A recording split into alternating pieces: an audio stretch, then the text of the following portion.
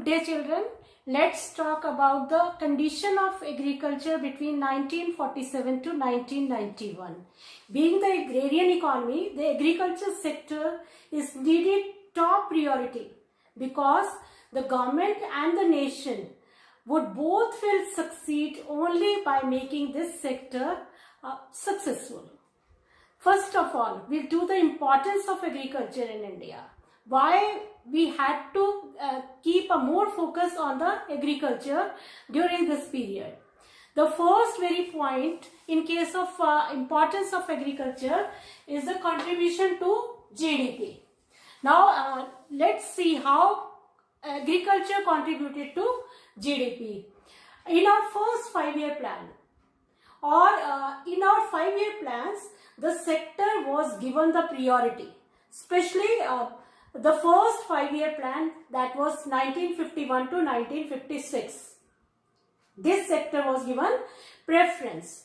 In 1950-51, about 59% of India's GDP was generated in agriculture sector. But gradually the non-agriculture sectors grew further at faster rate than the agriculture sector. And India's the share of this sector in India's national income came down. In 2016, it has declined to just 17%. It doesn't mean that agriculture sector में production कम हुई है, but it implies that the growth of other sectors is relatively more. Second one is major source of employment. How it contributed to the employment. 72% of total population, working population, was engaged in agriculture in 1951, which further declined to 42.7% in 2016. But still, this sector contributes to be the major or continues to be the major source of livelihood in our country. And the third one is importance to the industrial development. As I told you, most of the raw material that is transferred from agriculture to industrial sector, Indian industries are protected, or because they were transferring the raw material, they were protected by this sector by supplying the adequate raw material. Otherwise, we would have had to be dependent on the countries for importing the raw material from outside. So we had to depend if we didn't have in the agriculture sector. So industrial, total raw material, almost all the raw materials that went from agriculture to industries. And the third one is supply of food and fodder. This food, you all know, food relates to the human beings food which we all take in the form of wheat, rice, and fodder relates to the animal food. In our country, provides food to about 130 crores of people and fodder to about 40 crores of animals. Food grains such as wheat, rice, pulses, maize, bajra, oil seeds, etc. are necessities of our life on which we all are heavily dependent. So this sector is given priority. Next, we can talk of the foreign trade. How agriculture is important to foreign trade. Foreign exchange is brought to the country through exports of agricultural commodities like tea, coffee, raw material or raw cotton, raw jute, fruits, vegetables, etc. Now, out of the 5 points of importance of agriculture, what we concluded? We concluded that there is slowdown in agriculture. The growth of agriculture that was there, but the speed or space of development was very slow. When agriculture's growth was slow, so there became a slowdown in agriculture sector, and ultimately the GDP growth, the speed of increase in GDP growth was also slowed down. Now we'll talk of the features of agriculture in Indian economy.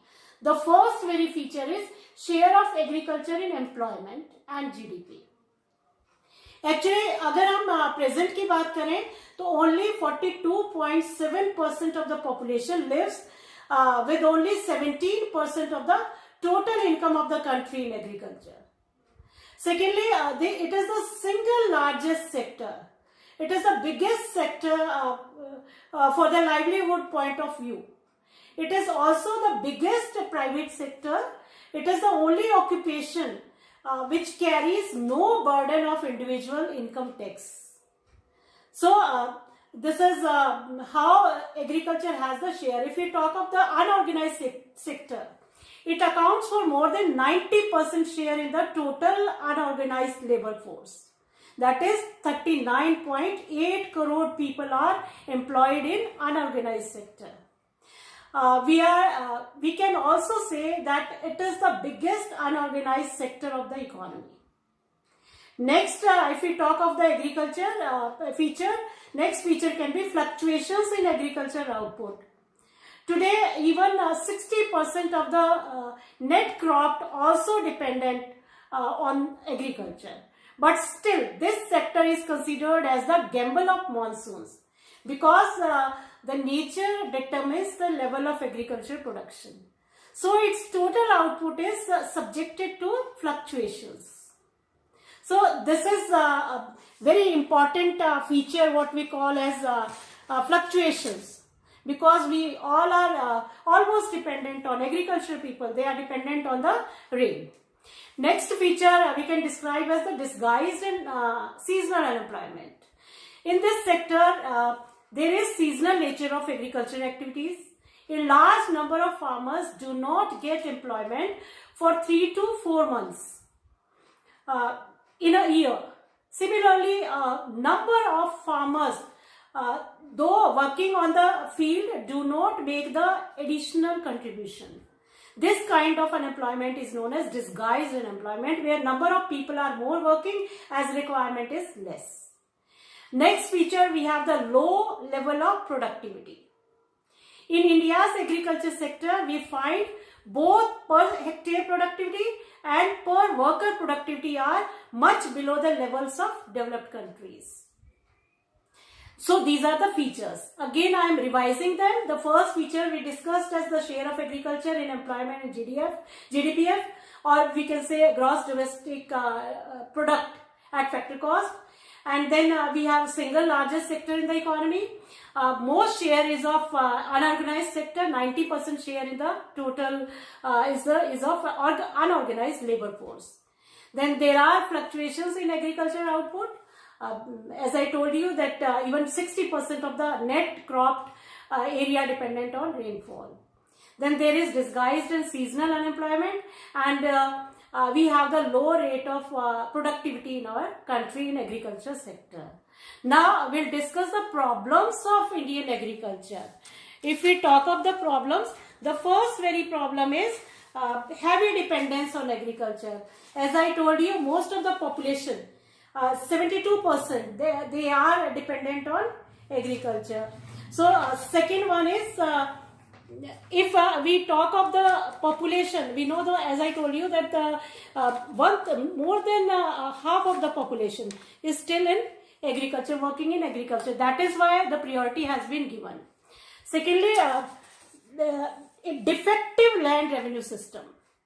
Although zamindari system is abolished, but still there is a vague and defective land revenue system in agriculture development, which is not at all clear.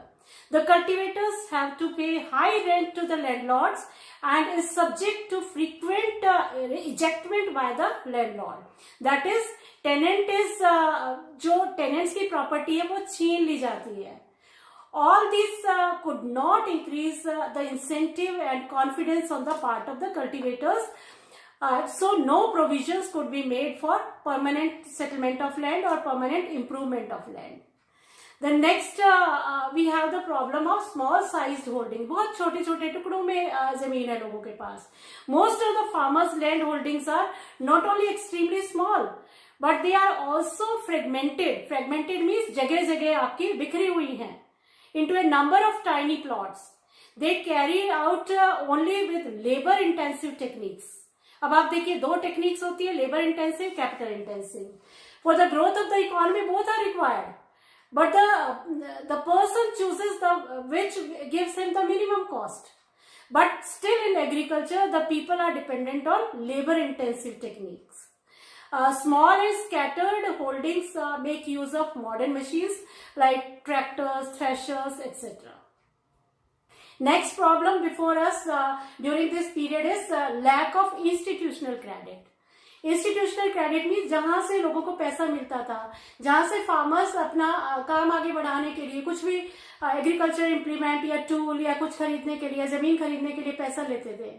The Indian farmers are still exploited by the money lenders due to lack of financial credit facilities. We don't have the enough financial institutes, which has proved to be a big hard in the way of modernization of agriculture. Next problem is a problem of organized marketing system. Although there was marketing system, थोड़ा सा जो surplus होता था वो market होने लगा था farmers का, अपने farm से वो market तक ले जाने लगे थे, but still the system is lacking. They depend on the mahajans for the sale of their surplus. Organized markets are very few and far from the areas. Middlemen के हाथों में उन्हें अपना प्रोडक्शन सौंपना पड़ता था. Next problem we have is the conservative outlook of farmers. अभी भी उन्हें जानकारी नहीं थी. They were at that period between 1947 to 1991 the farmers were ignorant, they were illiterate, superstitious beliefs were there, and they all stand in the way of modern technology. So rural development is still to be changed. To overcome the agriculture problems, various policies and programs have been undertaken during 5-year plans. They are also called agrarian reforms. They are classified into 3 categories, and these are the agricultural strategies only. The first one is land reforms. If we talk of the land reforms, these refer to those institutional reforms which primarily relates to the changes in the ownership of land. Land reforms क्यों जरूरत पड़ी, क्यों हमें इसकी जरूरत पड़ी, इसके objectives क्या थे. जब सबसे पहला अगर हम लेंगे तो लैंड रिफॉर्म्स का मतलब हमारी जो जमीन थी उसके अंदर चेंजेस लाना. The first need of this as redistribution of land, to redistribute the land to the tillers, the owners of the land. Means जो लैंड हमारी जमींदार के पास थी, जो टिलर्स, जो एक्चुअल ऑनर्स थे, जो काम करते थे उसमें, उसको डिस्ट्रीब्यूट कर देना. That is redistribution of land. Secondly, to safeguard the interest of the tenants. They were exploited by the zamindars. To protect the interest of those tenants, land reforms were required. Then thirdly, preventing subdivision and fragmentation of holdings. जो जगह जगह हमारी इनकी farmers की जमीन divided थी उनको एक जगह लाना, सब डिवाइड करना उसको, जो फ्रेगमेंटेड होल्डिंग्स है. ये सब गोल्स एक तरह से रिसेंटली लाने के लिए जो लैंड रिफॉर्म्स मेजर्स थे उनकी जरूरत पड़ी थी. इसी में we had the abolition of intermediaries. अब इंटरमीडियरीज कौन होते हैं? वो मिडल मैन होते हैं जो फार्मर्स के और टिलर्स के बीच में काम करते थे. सो टू अबॉलिश देम, अब देखिए 3 tier सिस्टम होता था कॉलोनियल रूल में. कॉलोनियल रूल पर अगर हम जाएं तो 3 tier सिस्टम था. ब्रिटिश गवर्नमेंट थी, जमींदार थे और पीजेंट्स थे. पीजेंट्स बिल्कुल लोअर लेवल पर थे जो काम करते थे. जमींदार की जमीन होती थी, उसका रेवेन्यू सारा ब्रिटिशर्स के पास जाता था. जमींदार had complete command over the mass of the people who should play their assigned role by becoming agents of the progress in the way of British landlords. Just a year after independence, it was decided that the tillers should have been made the owners of the land. The first act to abolish the intermediary was passed in Madras in 1948. And then Odisha. The Odisha State Abolition Act was passed in 1951. The abolition of intermediary brought some 200 lakh peasants. They were given the land. And the impact that was with the government, so they were freed from the exploitation by the zamindars. उनको वहां से free करा दिया गया, वो अपनी land के खुद के मालिक बन गए थे. मीन्स जमीन जो जिनकी रिक्वायर्ड थी टिलर्स की, उनको मिल रही थी. इंटरमीडिएरीज से उनको एक तरह से छुटकारा मिल गया था। नेक्स्ट लैंड सीलिंग आपने पढ़ा होगा, ये एक तरह से चकबंदी होती है। It means fixation of the maximum size of land which could be owned by an individual. कितने साइज का लैंड किसको मिलना चाहिए, वो फिक्सेशन कर दिया जाता है, उसको हम लैंड सीलिंग बोलते हैं। The purpose was to reduce the concentration of land ownership in a few hands. तो जो कुछ ही लोगों के हाथ में जो जमीन होती थी उसको छोटे छोटे फार्म्स में जो बटे हुए थे मीन्स उनको दे दी जाए जिनके पास नहीं है। Small farmers would provided more employment opportunities and they because it requires less capital compared to the large farms। तो छोटे छोटे जो फार्म्स में काट करके उसको जमीन को दे देना, उसको लैंड सीलिंग बोलते हैं। Then the surplus land is resumed by the government and distributed among the landless agricultural labours. जो ज्यादा थे फिक्सेशन के बाद उनसे उसको लैंड को गवर्नमेंट एक्वायर कर लेती थी और जिनके पास नहीं थी स्मॉल फार्मर्स को वो रीडिस्ट्रीब्यूटेड कर दी जाती थी। जो सरप्लस लैंड गवर्नमेंट के पास आती थी that was redistributed to the small farmers. But due to poor enforcement, ये लॉ तो आ गया लेकिन उसको इम्प्लीमेंट करने में इतनी ज्यादा प्रॉब्लम्स आई, वो अच्छी तरह से इम्प्लीमेंट नहीं हो पाया। The progress under ceiling laws has been highly unsatisfactory. Next जो एग्रीकल्चर स्ट्रेटजी थी वो हमारी थी टेनेंसी रिफॉर्म्स की। Under this system the owner of the land does not have the farm, means he did not do the farming himself, but they used to give the land to the farmers on lease. Special laws were made to protect the tenants. The National Sample Survey 8th round estimated that in 1953-54 about 20% of agriculture land was under this system. Actually tenancy reforms include security of the tenure for the tenants। जो tenants के पास जमीन होती थी, अगर tenancy reforms आती तो उनकी land उनको लगता था कि हम ऑनर है उसके। It was a sort of security for them. That is the tenants, there is no case should be made, no tenant should be made landless. Second one is regulation of rent, that is that makes the rent for the reasonable purposes. Forcibly उनसे rent ना लिया जाए, उसके लिए कोई regulation हो, कोई act pass हो। Then right of ownership, that is the provision of the right of ownership for tenants. In this regard legislations were enacted in different states. And the next strategy we had was consolidation of holdings. ये क्या है? That is giving the particular farmer land at one place in lieu of his different plots of land. जो distributed land थी that was fragmented थी एक जगह से दूसरी जगह, उसको एक जगह इकट्ठा करके लैंड दे दी जाए, उसको हम बोलते हैं कंसोलिडेशन ऑफ लैंड होल्डिंग्स। पहले ये वॉलेंट्री बेसिस पर होता था, जिसकी मर्जी वो ले लेता था, जिसकी मर्जी वो नहीं लेता था। But later it was made compulsory कि जो लैंड मिलेगी वो सबको मिलेगी और अलग अलग जगह पर जो थी उसको इकट्ठी कर दी जाएगी। तो नेक्स्ट हमारे पास है कोऑपरेटिव फार्मिंग्स। ये देखिए यहाँ लिखा है, this is next agriculture strategy we had. Cooperative farming क्या होती है? It implies joint farming by small cultivators by pulling their land and other resources together। सारी की सारी जो लैंड थी उसको इकट्ठा कर लेना और अपनी पूरी लैंड है उसको पूल अप करने के लिए स्मॉल कल्टिवेटर्स को कोऑपरेटिव मिलकर के फार्मिंग करना, उसको कोऑपरेटिव फार्मिंग बोलते हैं। It is encourage to reap the benefits of large scale farming in small and marginal farmers pool their lands or resources। ज्यादातर जो मार्जिनल फार्मर्स की प्रॉब्लम थी, छोटे फार्मर्स की प्रॉब्लम थी, उनके लिए ये एक बहुत ही एक बेनिफिटेड था because they jointly they could reap profits of large scale farming.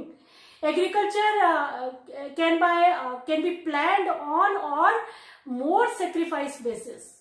तो इस तरह से बहुत ज्यादा जो फोर्सेबली उनके पास ये हो रहा था कि काम तो वो करते थे बट बेनिफिट सारा जमींदार के पास जाता था। तो कोऑपरेटिव फार्मिंग अगर कर ली जाए तो that became fruitful for the small and marginal farmers. एक जगह मिलकर के फार्मिंग करना, उसका जो बेनिफिट होता था, उसका जो प्रॉफिट होता था, that was equally distributed.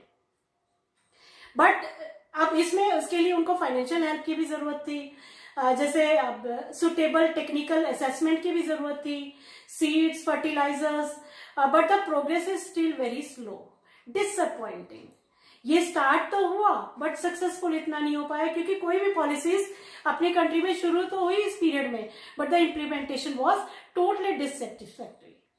Now we'll talk of the causes of progress, slow progress of land reforms. जितनी हमारी land reforms आई थी, इसमें हमारी progress जो है slow क्यों थी?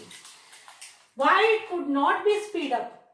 The first reason of slow reforms, progress in the land reforms is lack of political will.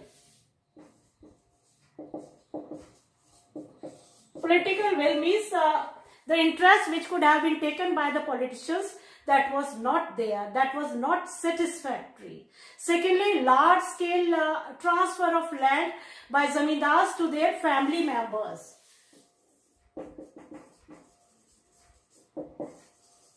Even after land ceilings, the most of the land that was transferred by the zamindars was to their family members.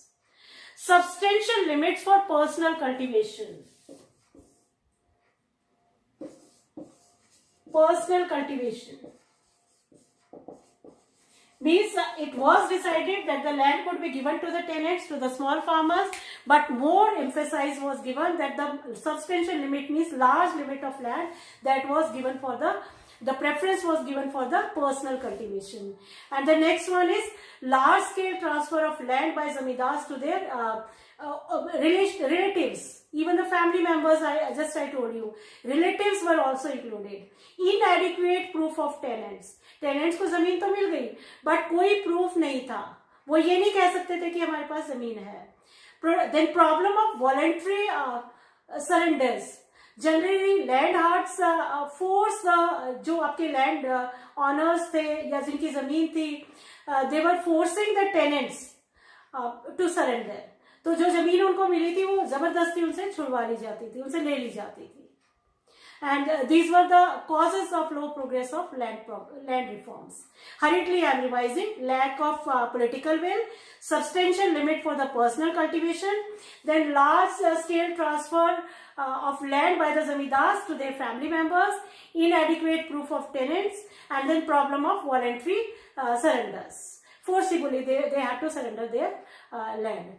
And next we'll talk of the new agricultural strategy or green revolution. New agricultural strategy was put into practice for the first time in India in Kharif season in 1966. This was termed as the high yielding variety seeds. As I told you, that green revolution period was in that period in mid 60s, where high yielding variety seeds were used. They were applied. Then the progress of high yielding variety seeds was introduced in the forms of a package program. इसको package programme भी बोलते थे. Since high yielding variety seeds were required for the regularly means more emphasis was given on the high yielding variety of seeds. The results was that adequate irrigation facilities were also there. Extensive use of fertilizers, of pesticides was there. Insecticides were used. There was a surprise increase in the food grains production in 1967 and 68, and that was the result of the green revolution. And the substantial increase was due to the use of high yielding variety of seeds. As I told you, excessive use of pesticides, insecticides, chemicals.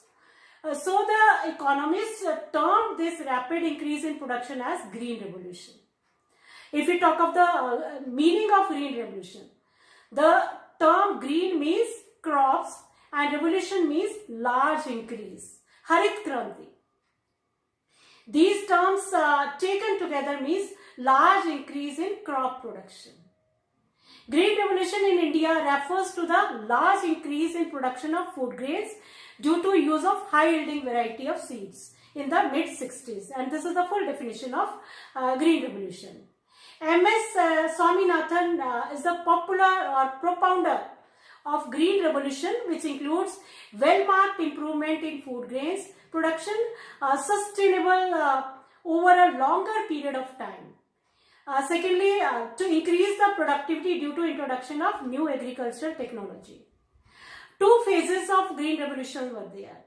First phase is that mid 1960s up to 1970s, the use of HYV was restricted to more rich states such as Punjab, Haryana, Western UP.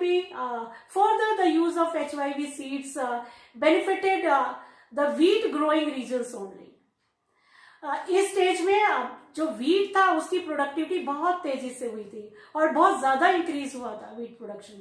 So it is called wheat revolution and the stage of contribution, or we can say the productivity of wheat was substantial in the country by use of high yielding variety of seeds. This was the first phase of green revolution. Now if we move on to the second phase of green revolution, that came in between 1970 to 1980s. The HYV technology spread to a large number of states and benefited more variety of crops. A group of 5 crops are included, which are wheat, rice, jawar, bajra and maize. They are called as coarse crops. In addition, the progress was implemented in other parts of the country also. And so it is called the stage of decentralization. The main emphasis of this stage was to increase the production of rice, pulses, crude grains and oilseeds. Now we'll talk of the features of green revolution. The first feature of green revolution is to focus on potential regions. Earlier the focus जो था वो development plans का था कि जो हमारे जो plans है, planning period है, उसको हमें develop करना है, जो वो throughout the country use किए जाने थे, जिससे प्रोडक्शन करते हुए हमारे जो रिसोर्सेस हैं वो फुली यूटिलाइज लेकिन हो नहीं पाए. So progress could not be made. New technology के अकॉर्डिंग हमारा जो फोकस है वो सिर्फ पोटेंशियल रीजन्स की तरफ ही ले जाया गया, which means the concentration should have been made on such regions where the resources are available and the growth does not suffer from inadequacy or complementary resources. This was the first feature of green revolution. Secondly, introduction of modern inputs. In case of introduction of modern inputs, we include the use of high variety seeds, high yielding variety seeds, then use of chemical fertilizers, proper irrigation, that includes the water technology, then application of pesticides for plant protection, then availability of cheaper credit, means from where the credit or the finance could be easily available. Now we'll talk of the effects of green revolution. Actually we had the positive as well as negative effects of green revolution. In case of positive effects, the first effect is to increase the due to the green revolution strategy, there was increase in production as well as productivity. A lot many crops were the production were increased, like wheat and rice. And along with the increase in output, there was increase in productivity, which we can call as per hectare production. That was also increased due to green revolution. And the second positive effect was sufficiency in food grains. India was no longer at the mercy of America or any other nations for food grains or food requirement. Thirdly, green revolution was fruitful, which was successful in attaining marketable surplus. Now the farmers could market their surplus. Instead of subsistence farming, they started using the commercial farming. Then the fourth benefit was to increase the income of low level income, or low level income groups were benefited, And the fifth positive effect of Green Revolution was that there was an increase in employment. Seasonal unemployment was reduced because this technology required more hands to work throughout the year. Then the last or sixth importance or positive effect of Green Revolution was that changing farmers' outlook. Subsistence farming ended and farmers started looking forward for the commercialization to increase marketable surplus. Now we have the limitations or negative effects of Green Revolution. The first one is limited crops. Means the Green Revolution totally confined to the limited crops, and the main limited crops were wheat and rice. Secondly, it was confined to the limited area only. Means only a few states could be benefited by the Green Revolution, and they are Haryana, Punjab, Western UP. And the third negative effect or limitation of Green Revolution was economic divide. Means the gap between rich and the poor, it increased, it widened. And the fourth negative effect or negatively it affected on the this environment was that there was ecological degradation. It resulted in soil erosion, problem of loss of soil, fertility, loss of biodiversity. And then last limitation of Green Revolution is unemployment. Except in Punjab and Haryana, Green Revolution had created widespread unemployment in rural areas. The worst hit are the poor and the landless farmers. So children, that's all for the part of unit, I can say, the agricultural condition between 1947 to 1990. I hope you might have understood it.